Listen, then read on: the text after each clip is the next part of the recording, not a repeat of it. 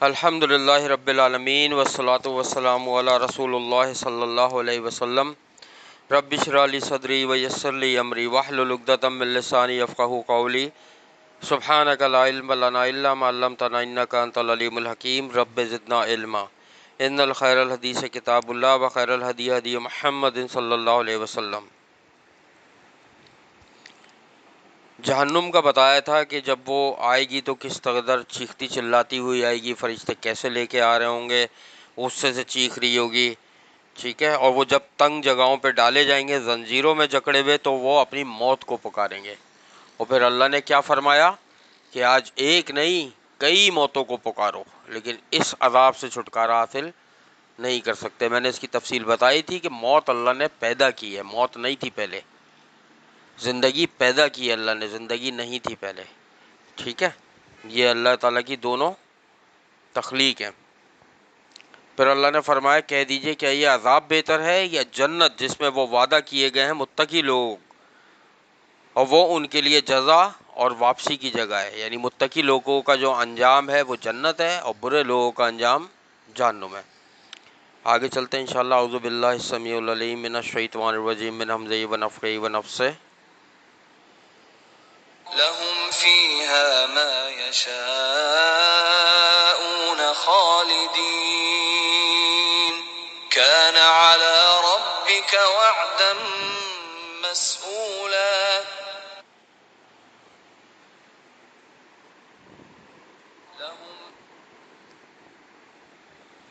اب اللہ تعالیٰ فرما رہے ہیں ان کے لیے اس میں جو کچھ وہ چاہیں گے وہ ہوگا، ہمیشہ رہنے والے ہوں گے۔ یہ ہے آپ کے رب کے ذمہ وعدہ قابل درخواست۔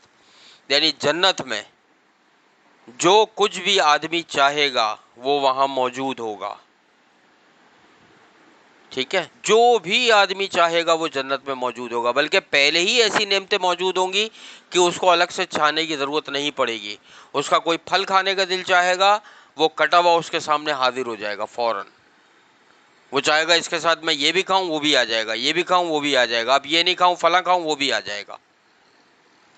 ایسے محل ہوں گے کہ جن میں اندر کا باہر سے نظر آتا ہے، باہر کا اندر سے نظر آتا ہے، ٹھیک ہے۔ اس میں حوریں ہوں گی، پھر خادم ہوں گے وہاں پہ، ٹھیک ہے۔ دودھ کی نہریں بہہ رہی ہوں گی جنت میں، اور جو وہ چاہیں گے وہ ہوگا۔ اگر کوئی ویسی بھی خواہش کریں گے، کچھ لوگ کریں گے خواہش میں جنت میں کہ ہمیں کھیتی باڑی کرنی ہے، تو اللہ تعالیٰ ان کو کہے گا کرو کھیتی باڑی۔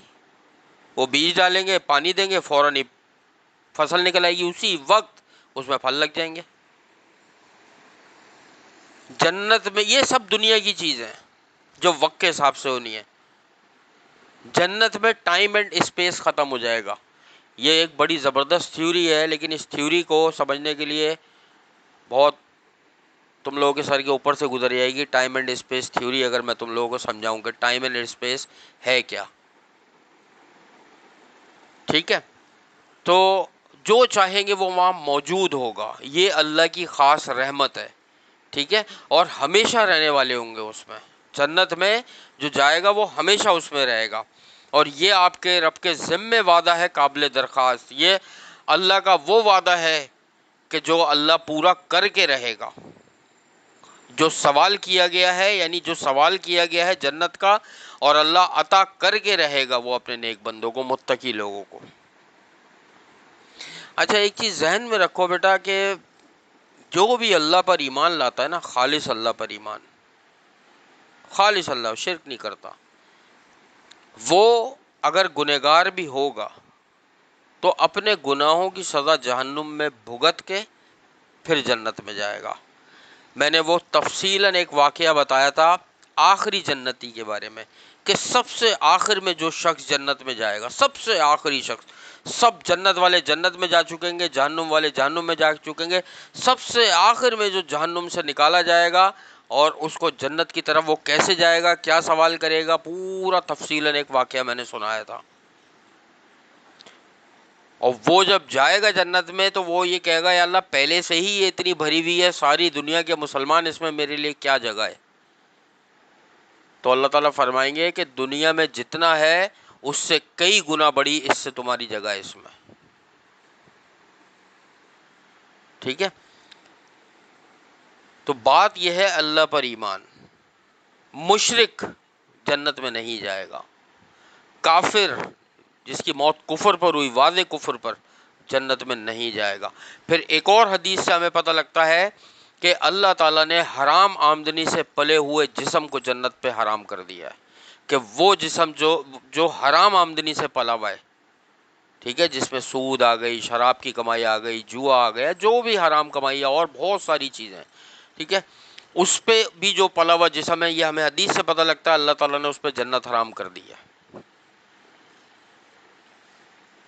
وہ بات ہے نا کہ ایک شخص کسائی کے پاس گیا اور اس سے کہنے لگا یار مجھے گوشت دینا، لیکن وہ اس سے جب وہ گوشت دینے لگا تو اس سے کہنے لگا یار بکرا حلال ہے نا، یہ ایسا تو نہیں ہے جھٹکے کا ہے جیسے کرتے ہیں عام طور پہ، حلال ہے نا. تو وہ کسائی اس سے کہتا ہے پہلے یہ بتاؤ تمہاری کمائی بھی حلال کی ہے نہیں ہے؟ تم گوشت تو حلال کا خریدنے آئے ہو، پہلے اپنی کمائی تو بتاؤ. بات ساری یہ ہے کہ آپ کس پیسے سے کیا خرید رہے ہو، کوئی فرق نہیں ہے.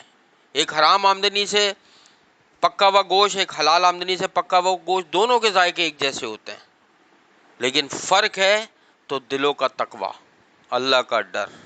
اور یہ بہت بڑا فرق ہے، بہت ہی بڑا فرق ہے. میں نے بتایا تھا کہ میں ایسے شخص کو جانتا ہوں، میرا دوست تھا، کہ اس کے آفس میں سارے لوگ حرام کماتے تھے. اس حرام کمائی سے روزانہ KFC اور میک ڈونلڈ کے برگر اور بروسٹ اور ساری چیزیں آتی تھیں. وہ گھر سے دال اور روٹی لے کے جاتا تھا اور وہاں بیٹھ کے کھاتا تھا. وہ سارے لوگ اس کو بلاتے تھے کہ آ جاؤ یہ کھا لو، منع کر دیتا تھا یہ حرام کا ہے میں نہیں کھاؤں گا. میں جانتا ہوں ایسے شخص کو، ہیں اللہ کے لوگ نیک. جنت کے بارے میں بیٹا پہلے ہی میں بتا چکا ہوں کہ جنت میں جانا اتنا آسان نہیں ہے، کیونکہ اللہ کی پسندیدہ جگہ ہے. اللہ تعالیٰ چیزوں سے بندوں کو آزماتا ہے. ٹھیک ہے، دین بہت آسان ہے، دین پہ عمل کرنا بہت آسان ہے، اللہ کی مدد آ جاتی ہے، لیکن اس میں جب مشکلات پریشانی آتی ہے اس وقت ثابت قدم رہنا پڑتا ہے. جب اللہ تعالیٰ نے جنت اور جہنم بنا لی، یہ پہلے کی بات بتا رہا ہوں، جنت کا ہمیشہ دیکھو جو قرآن میں صیغہ استعمال کیا گیا ہے نا جنت بنانے کا، تو وہ ماضی کا صیغہ استعمال کیا گیا، یعنی پاسٹ ٹینس. ایک فرقہ ایسا ہے معتزلہ اور مرجیہ، وہ یہ کہتے ہیں کہ جنت جہنم ابھی نہیں ہے، جب قیامت قائم ہو جائے گی، حساب کتاب ہو جائے گا، اس وقت اللہ تعالیٰ جنت بنائیں گے اور پھر نعوذ باللہ اس وقت جہنم بنائیں گے. ایسا نہیں ہے. قرآن میں جتنے بھی صیغے استعمال ہوئے ہیں جنت کے، وہ پاسٹ ٹینس کے ہوئے ہیں کہ اللہ تعالیٰ بنا چکا ہے وہ. ٹھیک ہے، اللہ تعالیٰ نے جب جنت اور جہنم بنا لی تو حضرت جبریل علیہ السلام سے کہا کہ جاؤ میری جنت اور جہنم دیکھ کر آؤ. وہ دیکھ کر آئے. اللہ تعالیٰ نے پوچھا کیسی لگی؟ تو وہ کہنے لگے کہ جہنم جو ہے وہ ایسی ہے کہ کوئی شخص اس میں آنا نہیں چاہے گا، اتنی خطرناک اور بھیانک ہے. اللہ تعالیٰ نے فرمایا کہ جاؤ میری جنت دیکھ کر آؤ. وہ جنت دیکھ کر آئے تو اللہ نے فرمایا کیسی لگی؟ انہوں نے کہا یا اللہ یہ تو اتنی شاندار ہے کہ ہر شخص اس میں آنا چاہے گا، ہر شخص چاہے گا کہ وہ جنت میں آ جائے. اللہ تعالیٰ نے فرمایا کہ اب ان کے راستے دیکھو. جہنم کا راستہ دکھایا، بہت عیاشی والا آرام پسند راستہ، بہترین بزنس، کاروبار، نوکریاں، گھر، سب کچھ بہترین، بڑا زبردست، عیاشیاں لگی ہوئی ہیں. ٹھیک ہے، ٹی وی، ڈرامے، فلمیں، گانے لگے ہوئے ہیں، کوئی نماز نہیں، روزہ نہیں، قرآن نہیں، کچھ بھی نہیں. نہ حلال کا پتہ ہے، نہ حرام کا پتہ ہے، نہ دین کا پتہ ہے، نہ سنت کا پتہ ہے، نہ بدعت کا پتہ ہے. بس جیسا سب کر رہے ہیں کرتے چلے جا رہے ہیں، پیسہ اڑائے چلے جا رہے ہیں، محفلیں لگ رہی ہیں، سب کچھ. یہ سارے راستے جہنم کے. جب جنت کا راستہ دکھایا اس پہ تکلیفیں، پریشانیاں، بیماریاں، صبر، نقصان، نوکریاں چلے جانا، کاروبار تباہ ہو جانا، اولادوں کا مر جانا، یہ پریشانیاں، مشکلات. تو جبریل علیہ السلام نے کہا کہ یا اللہ جہنم کا راستہ تو اتنا آسان ہے اور جنت کا راستہ تو اتنا مشکل ہے، اس پہ لوگ کیسے چلیں گے؟ اللہ نے فرمایا میرے نیک بندے چلیں گے، تم اٹھا کے پڑھو. امام احمد بن حنبل کو انہوں نے ایک فتویٰ نہیں دے رہے تھے وہ، اور وہ کیا فتویٰ تھا؟ دیکھو یہی بات ہے نا کہ میں بتاؤں گا تو پھر ڈیٹیل بتانی پڑتی ہے کہ اس زمانے میں جو بادشاہ تھا وہ کیا کرتا تھا، جو عورت بھی پسند آتی تھی اس سے شادی کر لیتا تھا.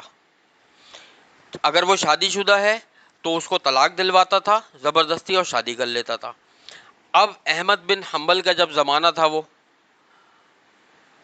تو ایک عورت اس کو پسند آئی، اس نے اپنے بندوں کو بھیجا کہ اس کو زبردستی طلاق دلواؤ اس کے شوہر سے، ٹھیک ہے، اس کو مارنے کی دھمکی دو اگر طلاق نہیں دے تو، اور اس کے بعد اس کو محل لے آؤ، میں اس سے شادی کروں گا.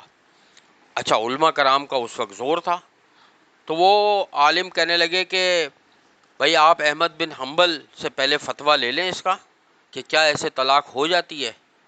اور ابھی بھی ہمارے معاشرے میں ایسا ہی ہے کہ لوگ یہی سمجھتے ہیں کہ اگر شوہر کی کنپٹی پہ گن رکھ کے یا اس کو قتل کی دھمکی دے کے یا اس کو مارنے کی دھمکی دے کے کہا جائے اپنی بیوی کو طلاق دے اور وہ طلاق دے دے تو طلاق ہو جاتی ہے. اس وقت بھی یہی فتویٰ دیا تھا. احمد بن حنبل کے پاس بادشاہ کا قاصد آیا. احمد بن حنبل نے کہا ہرگز طلاق نہیں ہوتی، زبردستی کی طلاق نبی صلی اللہ علیہ وسلم نے منع کر دی، نہیں ہوتی. قید کر دیا احمد بن حنبل کو، اور ایسے کوڑے مارے تھے جن سے ہاتھیوں کو مارا جاتا ہے، اس کوڑوں سے مارا تھا کہ جب وہ پڑتا تھا جسم پہ تو 4-4 انچ چمڑی پھاڑ دیتا تھا، ہڈیاں نظر آتی تھی. اس کوڑوں سے مارا تھا کہ بے ہوش ہو جاتے تھے وہ ایک ہی کوڑے پڑنے پر. لیکن انہوں نے کہا میں اپنی بات سے وہ نہیں کروں گا. تو کہنے کا مقصد کیا ہے؟ مشکلات، پریشانیاں جنت کے راستوں میں ہیں، دین کے راستے میں ہیں، اللہ کی مدد کر کے صبر کر کے اس کو کوشش کرنا چاہیے کہ انسان پورا کرے. آج میرا سارا بیان اسی پر ہو گیا، خیر اچھی بات ہے، چلو اس کے بارے میں. تو کہنے کا مقصد ہے کہ جنت اللہ تعالیٰ کی پسندیدہ ترین جگہ ہے، اور جہنم بدترین جگہ ہے. ایک حدیث میں نبی صلی اللہ علیہ وسلم سے پوچھا کہ جنتی اور جہنمی کے بارے میں آپ کیا کہیں گے، مطلب کیسے پہچان ہوگی؟ تو نبی صلی اللہ علیہ وسلم نے فرمایا کہ جنتی جو ہوتے ہیں وہ غرور تکبر نہیں کرتے کسی بھی چیز میں، بہت سادہ دل ہوتے ہیں، کسی چیز میں غرور تکبر نہیں کرتے. اور جہنمی جو ہوتے ہیں وہ غرور تکبر کرنے والے ہوتے ہیں، سرکش ہوتے ہیں، اور جس کو بولنا چاہیے ڈھیٹ نہیں بولتے ہم لوگ عام اردو میں، یہ حدیث میں ایک اور لفظ آتا ہے اس کے لیے، سرکش، ایک اور ڈھیٹ، یعنی میں آسان اردو بتا رہا ہوں کہ ڈھیٹ قسم کے جو لوگ ہوتے ہیں اس کے بارے میں بتایا کہ وہ ہوتے ہیں کہ ان پہ کوئی چیز اثر نہیں کرتی، اکھڑ مزاج جس کو کہتے ہیں، کہ کچھ بھی کہتے رہو ان کو سننا ہی نہیں ہے. اور مومن کے دلوں کے بارے میں آتا ہے کہ مومن کے دل تو چڑیا کی طرح ہوتے ہیں، جیسے چڑیاؤں کے دل ہوتے ہیں. اور بیٹا یہ ذہن میں رکھو کہ اللہ کے نزدیک پسندیدہ جگہ جنت ہے، اور جہنم بدترین جگہ ہے. اور نبی صلی اللہ علیہ وسلم جو معراج پر گئے تھے تو وہ جہنم کے پورا، جب ہم سورہ اسراء پڑھ رہے تھے تو میں نے تفصیلاً بتایا تھا کہ نبی صلی اللہ علیہ وسلم نے کس کس پر کیا کیا عذاب ہوتے ہوئے دیکھا تھا. کون سا گناہ کر رہا تھا بندہ تو کیا عذاب تھا، دنیا میں یہ گناہ کیا تو کیا عذاب، یہ گناہ کیا تو کیا عذاب، یہ گناہ کیا تو کیا عذاب جہنم کا. اور پھر نبی صلی اللہ علیہ وسلم، میں نے کل بھی بتایا تھا پرسوں، کہ زیادہ تعداد جہنم میں عورتوں کی دیکھی، اور یہ کہا کہ تم لوگ شوہر کی ناشکری سے بچو. سب سے زیادہ جو ہے نا جہنم میں وہ عورتیں شوہر کی ناشکری کی وجہ سے جائیں گی. اور زیادہ تر قبر کا عذاب کس وجہ سے ہوتا ہے؟ کیا پڑھی تھی ہم نے متفق علیہ روایت عمدۃ الاحکام میں؟ چغلی کرنے والا تھا، اور دوسرا کون تھا؟ پیشاب کی چھینٹوں سے نہیں بچتا تھا وہ، اور جس کی وجہ سے اس کی قبر پہ عذاب ہو رہا تھا. عذاب قبر نا برحق ہے، برحق کا مطلب کہ لازمی ہے، ہوتا ہے، ایسے فتنے تمہیں ملیں گے، حدیث کے انکار کرنے والے فتنے ملیں گے، میں تمہیں ہر فتنے کے بارے میں اسی لیے بتاتا رہتا ہوں کہ کون کون سے فتنے ہیں، اور ایسی قرآن سے ثابت کریں گے بہت ساری چیزیں غلط تعویلیں کر کے.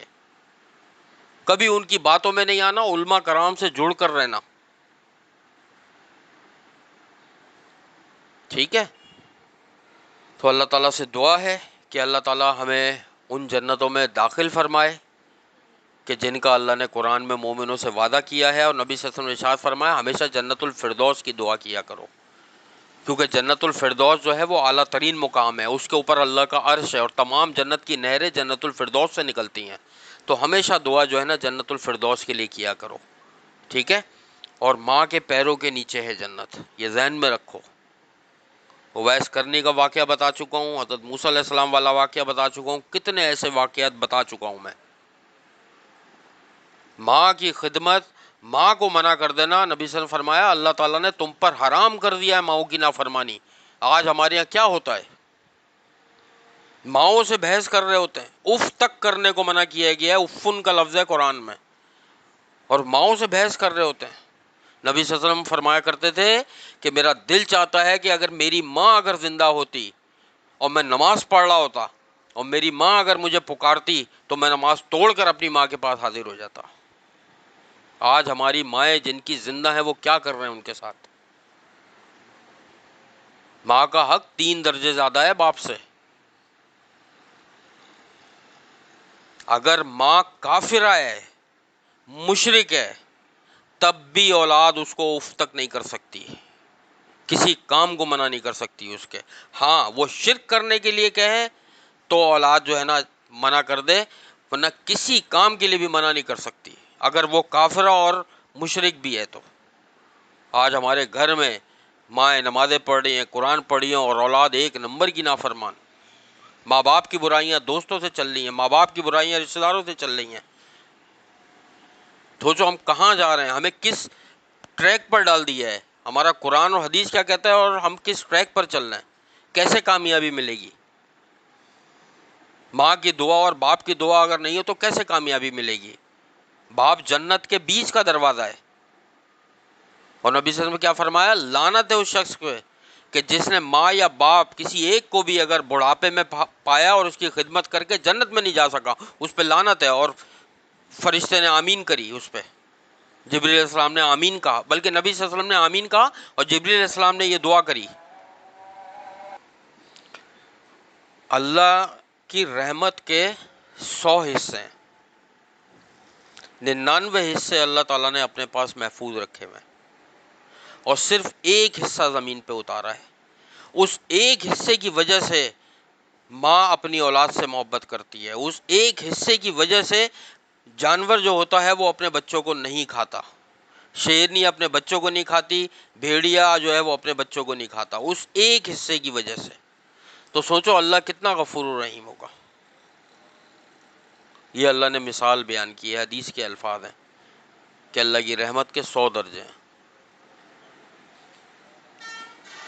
بیٹا ہمیں اپنے آپ کو بدلنا ہوگا، اور سب سے پہلا کام جو ہوگا نا، جتنا ٹی وی اور موبائل سے آپ لوگ کٹ آف ہوں گے اتنا زیادہ جو ہے نا دین سمجھنے میں آسان ہوگا. کیونکہ ہمارا برین واش جو ہو رہا ہے مسلسل موبائل اور میڈیا کے ذریعے کیا جا رہا ہے.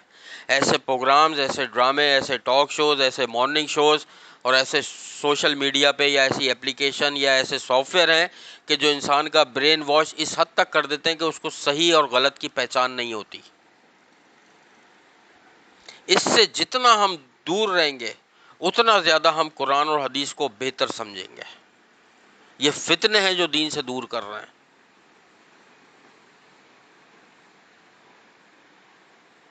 اللہ تعالیٰ سے دعا ہے کہ جو کچھ بھی ہم نے پڑھا ہے اس پہ عمل کرنے کی توفیق عطا فرمائے، اور ہمیں جنت الفردوس کے اعلیٰ مقام میں جگہ عطا فرمائے.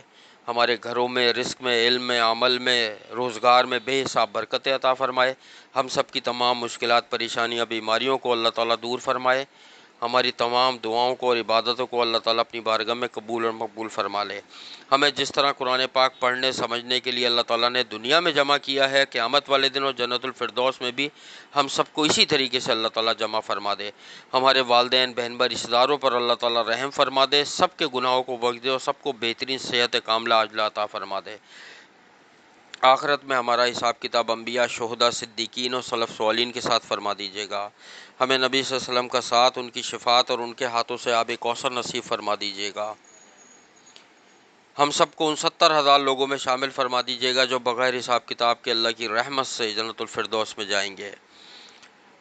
ہمارے گروپ کی کچھ ممبر ہیں، جو کچھ بہنیں ہمارے گروپ پہ ایڈ ہیں، اللہ تعالیٰ ان کو جزائے خیر دیں کہ دین کا کام بہت کر رہی ہیں وہ ماشاءاللہ سے، ٹھیک ہے۔ ان کی خالہ کا انتقال ہو گیا ہے، ابھی 2-3 دن پہلے وہ بیمار تھیں، اور اللہ تعالیٰ سے دعا ہے کہ اللہ تعالیٰ ان کی خالہ کے گناہوں کو بخش دے، ان کے درجات کو بلند فرما دے، اور ان کی اولاد کو نیک اور صالح بنا دے ان کے لیے، اور ان کے سارے رشتہ داروں میں ایسا پیار، محبت، ایمان اور اتفاق پیدا کر دے کہ ان کی تمام نسلیں آپس میں ہمیشہ ملتی رہیں اور متحد ہو کر دین کا کام کرتی رہیں۔ اللہم انا نسألک الہدی والتقی والعفاف والغنی رب ارحمہما کما ربیانی صغیرا رب انی لما انزلت الی من خیر فقیر۔ اللہم انا نسألک الجنۃ الفردوس وقنا عذاب النار۔ اللہم انا نسألک الجنۃ الفردوس وقنا عذاب النار۔ اللہم انا نسألک الجنۃ الفردوس وقنا عذاب النار۔ ربنا تقبل منا انک انت السمیع العلیم وتب علینا انک انت التواب الرحیم۔ سبحان اللہ عما یصفون وسلام علی المرسلین والحمد للہ رب العالمین۔ سبحانک اللہم وبحمدک نشہد ان لا الہ الا انت نستغفرک ونتوب الیک۔ السلام علیکم ورحمۃ اللہ وبرکاتہ۔